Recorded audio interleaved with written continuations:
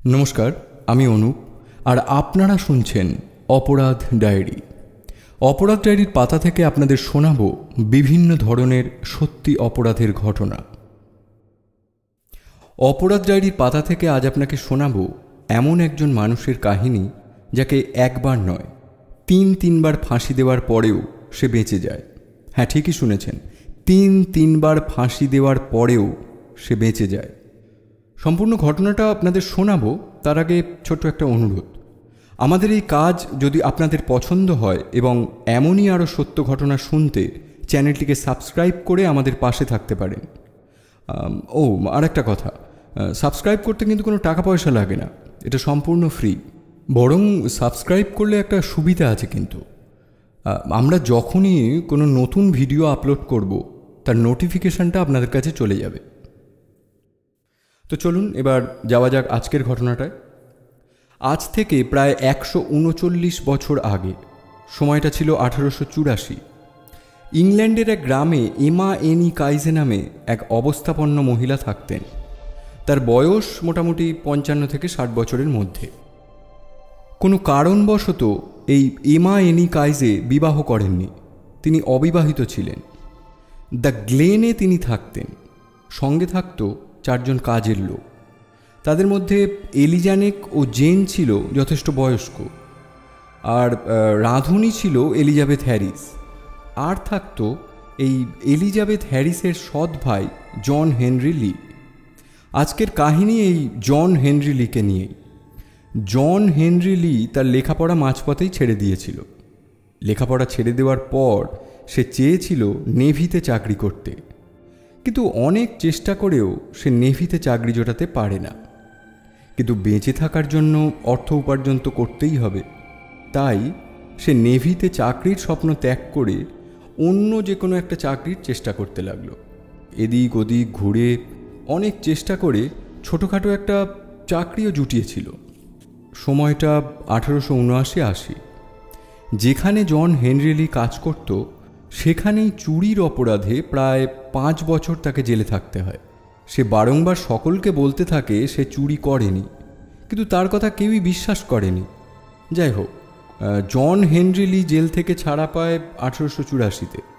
তারপর সে এদিক ওদিক কাজের চেষ্টা করতে লাগলো, কিন্তু জেল ফেরত কয়েদিকে কেউই কাজে রাখতে চাইল না। তার নিজস্ব কোনো থাকার জায়গাও ছিল না। তাই জন হেনরি লি তার সৎ বোন এলিজাবেথ হ্যারিসের কাছে এলো। এলিজাবেথ হ্যারিস এমা এনি কাইজের বাড়িতেই থাকত এবং রান্নাবান্না করত।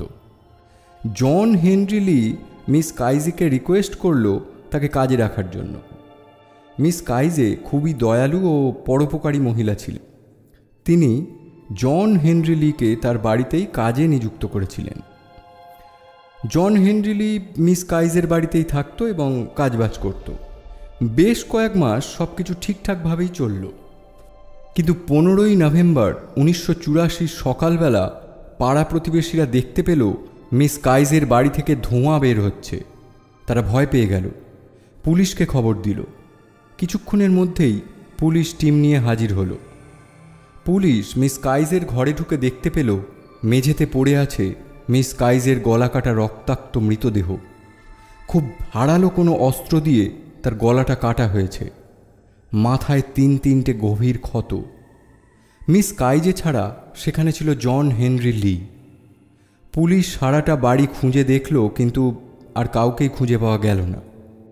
তখন জন হেনরি লিকেই পুলিশ জিজ্ঞাসাবাদ করল। হেনরি লি জানালো যে সে নিজের ঘরেই ঘুমোচ্ছিল। ধোঁয়ার গন্ধে তার ঘুম ভেঙে যায়। সে ভাবে বাড়িতে বুঝি আগুন লেগেছে, তাই তাড়াতাড়ি সে তার মালকিন মিস কাইজের ঘরের দিকে যায়। সেখানে গিয়ে সে দেখতে পায় মিস কাইজে রক্তাক্ত অবস্থায় মেঝেতে মরে পড়ে আছে। সে আগুন নেভানোর চেষ্টা করছিল, তখনই পুলিশ এসে হাজির হয়, সঙ্গে পাড়া প্রতিবেশীরাও। জন হেনরি লির বয়ান নিয়ে পুলিশ লাশ পাঠিয়ে দিল পোস্টমর্টমের জন্য। একে একে অন্য 3 জন কাজের লোকও এসে হাজির হলো।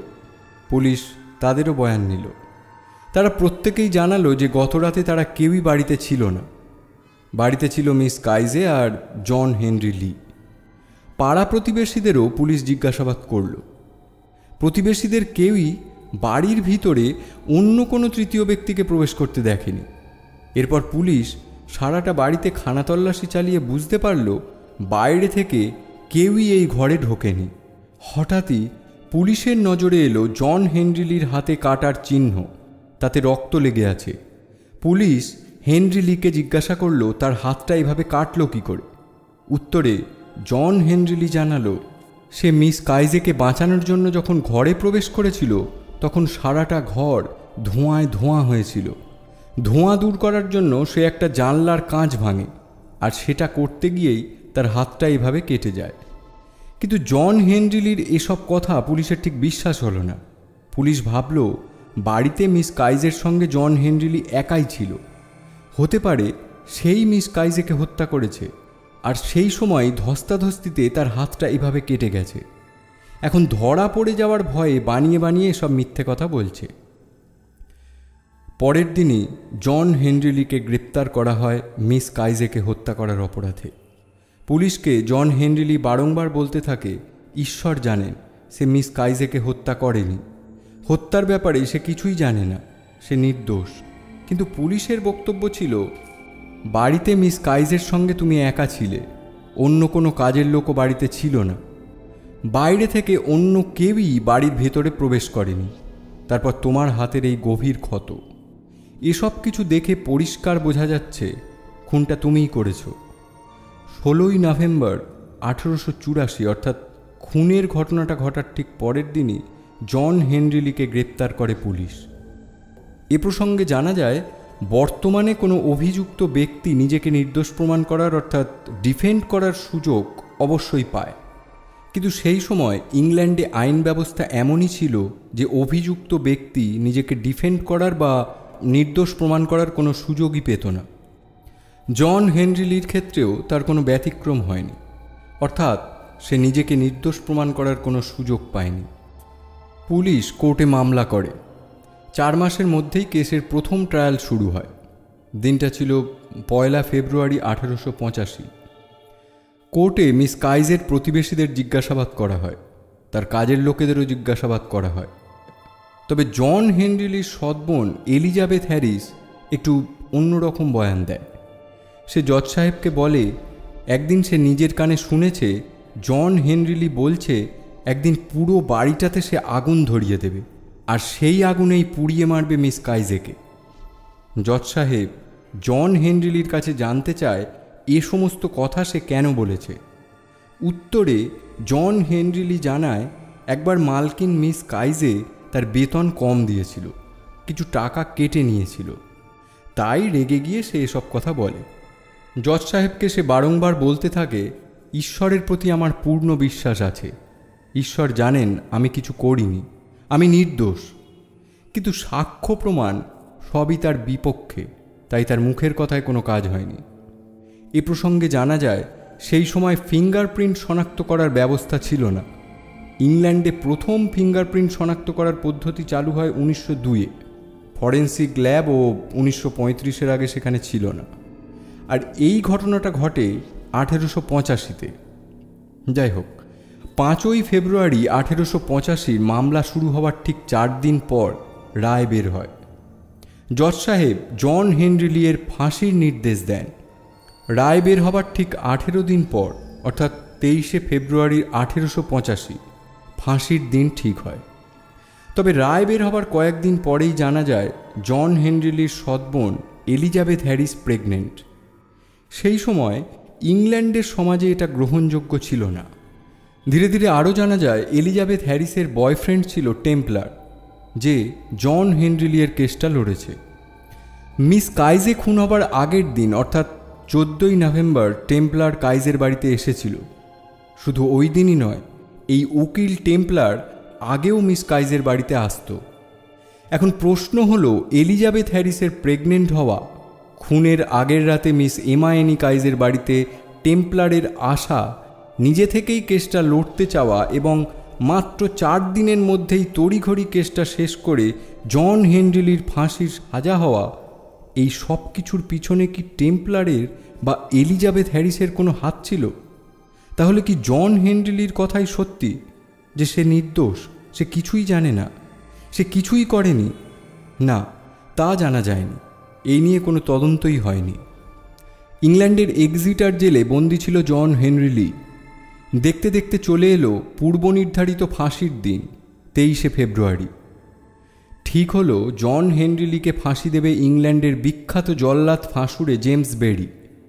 জেমস বেরি তার কর্মজীবনে বহু অপরাধীকে সফলতার সঙ্গে ফাঁসি দিয়েছিল। 23শে ফেব্রুয়ারি সকালে জন হেনরি লিকে ফাঁসি দেওয়ার জন্য তৈরি করা হলো। তাকে ফাঁসির ঘরে আনা হলো। তার হাত দুটো পিছন দিকে ধরে একসাথে বেঁধে দেওয়া হলো, পা দুটোকেও একসাথে শক্ত করে বেঁধে দেওয়া হলো। একটা কালো কাপড় দিয়ে মুখটা ঢেকে দেওয়া হলো। এভাবে জন হেনরি লি দাঁড়িয়ে রইল ফাঁসি কাঠের ওপর। তার গলায় পরিয়ে দেওয়া হলো ফাঁসির দড়ি। তার সমস্ত শরীর থরথর করে কাঁপতে লাগলো। আর কয়েক মুহূর্তের মধ্যেই তার জীবনটা শেষ হয়ে যাবে। জেমস বেরি ম্যাজিস্ট্রেটের ইশারার অপেক্ষায় রইল। পূর্ব নির্ধারিত সময়ে উপস্থিত হতেই ম্যাজিস্ট্রেট ফাঁসির নির্দেশ দিল। জেমস বেরি লিভার টানল। লিভার টানতেই কাঠ বা তক্তাটা সরে গিয়ে দেহটা ফাঁসির দড়িতে ঝুলে থাকার কথা এবং শ্বাসরোধ হয়ে জন হেনরি লির মারা যাবার কথা। কিন্তু এসব কিছুই হলো না। লিভার টানার পরও তক্তা সরল না। জন হেনরি লি ওই তক্তার উপরে যেভাবে দাঁড়িয়েছিল ঠিক সেইভাবেই দাঁড়িয়ে রইল। উপস্থিত সকলেই, এমনকি জেমস বেরিও হতবাক হয়ে গেল। এরকম হওয়ার তো কথা নয়। সে বহু মানুষকে ফাঁসি দিয়েছে, কিন্তু এমন নজিরবিহীন ঘটনার সম্মুখীন তাকে আগে কখনো হতে হয়নি। সে আবারও লিভার টানল, কিন্তু সেই একই ঘটনা আবার ঘটল, অর্থাৎ লিভার টানার পরও তক্তা খুলল না। ফলে জন হেনরি লিকে ফাঁসি দেওয়া গেল না। উপস্থিত সকলেরই মনে হলো কোনো টেকনিক্যাল ফল্টের জন্যই এমনটা হচ্ছে। জন হেনরি লির গলা থেকে ফাঁসির দড়ি খুলে নেওয়া হলো। হাত পা বাঁধা অবস্থাতেই তাকে তক্তার উপর থেকে সরানো হলো। কালো কাপড়ে মুখ ঢাকা অবস্থায় দাঁড়িয়ে রইল জন হেনরি লি। ম্যাজিস্ট্রেট আরও একবার ট্রায়াল দেওয়ার নির্দেশ দিলেন। এ প্রসঙ্গে জানা যায়, কোনো ব্যক্তিকে ফাঁসি দেওয়ার আগে সেই ব্যক্তির সম উচ্চতা ও ওজনের একটা ডামি বা পুতুলকে ফাঁসি কাঠে ঝুলিয়ে পরীক্ষা করে দেখে নেওয়া হয় সব কিছু ঠিকঠাক আছে কিনা। সব কিছু ঠিকঠাক থাকলে তবেই ফাঁসির সাজাপ্রাপ্ত আসামিকে ফাঁসির বেদিতে তোলা হয় ফাঁসি দেওয়ার জন্য। জন হেনরি লিকে ফাঁসির বেদিতে তোলবার আগে এভাবেই চেক করে নেওয়া হয়েছিল। তখন সব কিছুই ঠিকঠাক ছিল।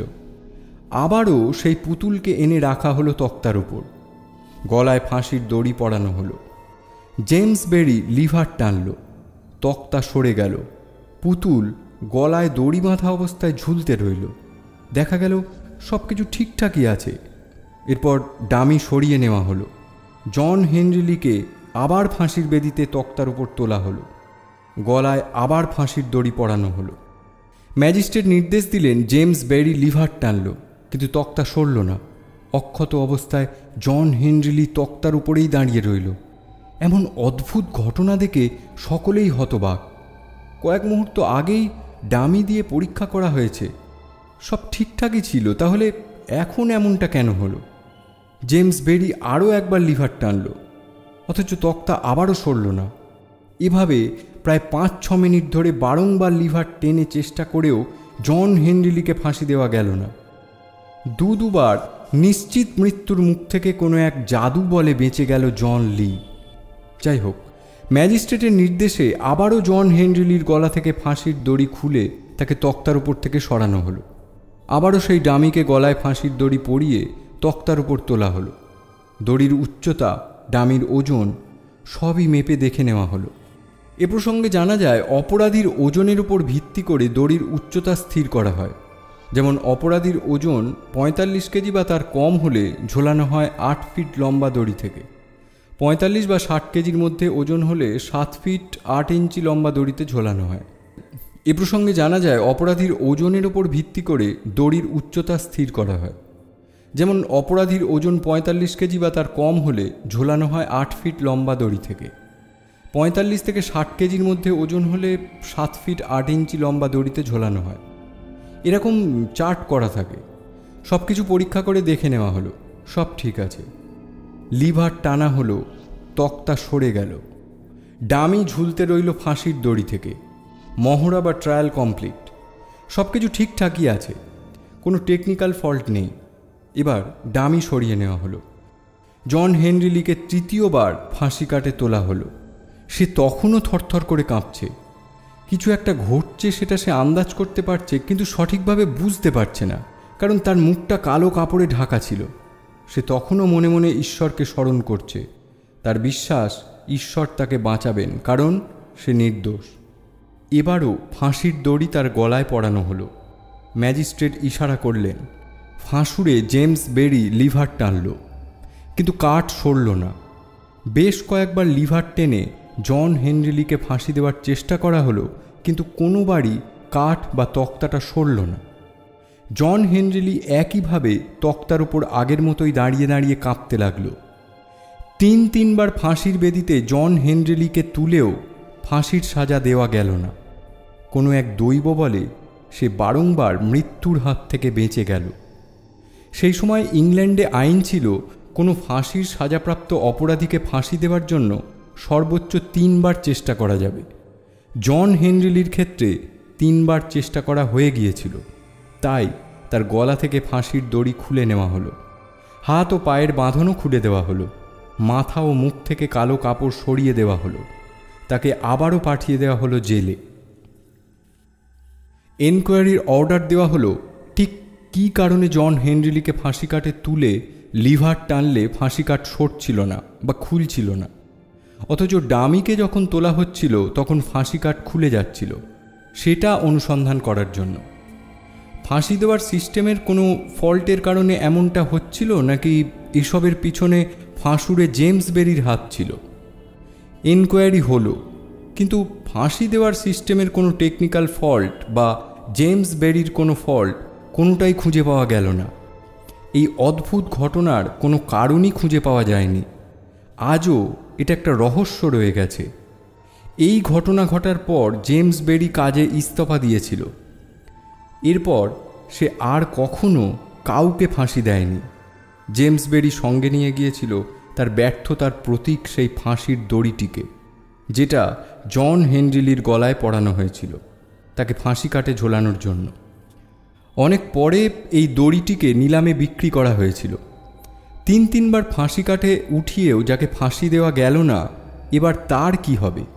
তাকে কি আবারও একদিন ফাঁসি কাটে ঝোলানো হবে, নাকি তার সাজা মকুব করে দেওয়া হবে, নাকি তাকে যাবজ্জীবন কারাদণ্ড দেওয়া হবে, ইত্যাদি বিষয় নিয়ে শোরগোল পড়ে গেল।